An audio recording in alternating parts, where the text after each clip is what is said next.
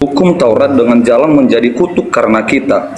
Sebab ada tertulis, terkutuklah orang yang digantung pada kayu salib. Nah, dalam kekristenan, dalam teologi Kristen, kalau kita menerjemahkan sebuah ayat, maka kita harus paham dulu dalam konteks Galatia itu. Bagaimana Paulus menjelaskan kepada orang-orang pada saat itu bahwa banyak orang menganggap bahwa dengan menaati hukum Taurat, maka kita akan diselamatkan. Jadi pertama-tama kita harus lihat konteksnya dulu. Makanya nanti kenapa dikatakan bahwa dia menebus kita lewat dikatakan di situ?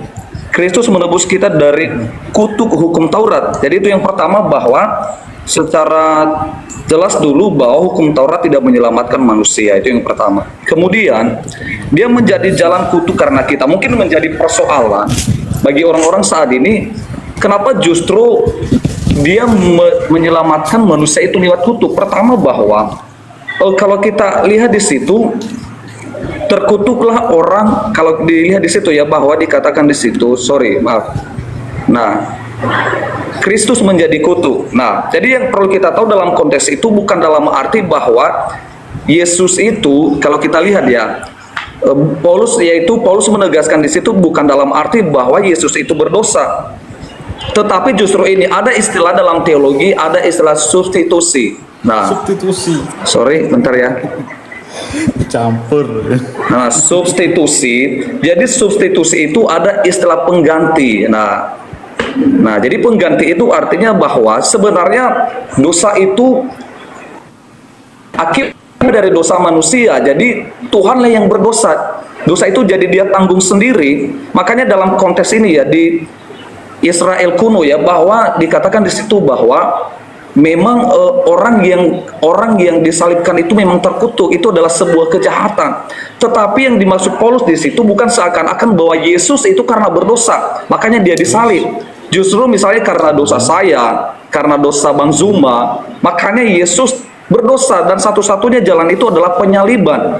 Ingat dalam konteks itu bahwa di situ dikatakan dalam Israel kuno dikatakan bahwa penyaliban itu sebuah kutuk. Jadi bukan berarti Yesus itu terkutuk yang Bang Sumaya, tapi dalam hal ini bahwa dikatakan justru karena dosa manusia, atau dia menjadi substitusi di situ, menjadi sebuah pengganti. Ibaratnya di sini saya di penjara, saya yang berdosa, tetapi orang lain yang menanggung dosa saya.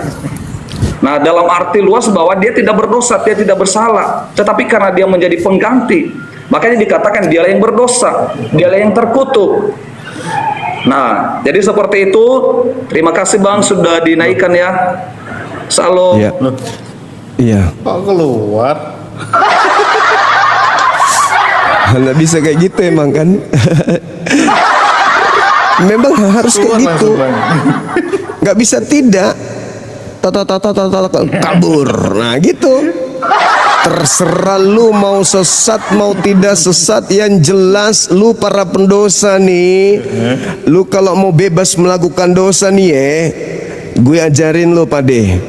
Lu kalau mau bebas berdosa tanpa ada kemudian embel-embel pemikiran, penyesalan dan seterusnya, bayang-bayangan yang menakutkan, mengerikan, lu terima darah Yesus dah. Beres deh. Pokoknya lu para pesine ya, lu para pendosa, perampok, pencabul, pemburit, apapun dah yang sering kau lakukan, lu kalau nggak mau dibayang-bayangi dosa lu, masa lalu, masa sekarang dan yang akan datang, lu terima darah Yesus, dah kelar perkara.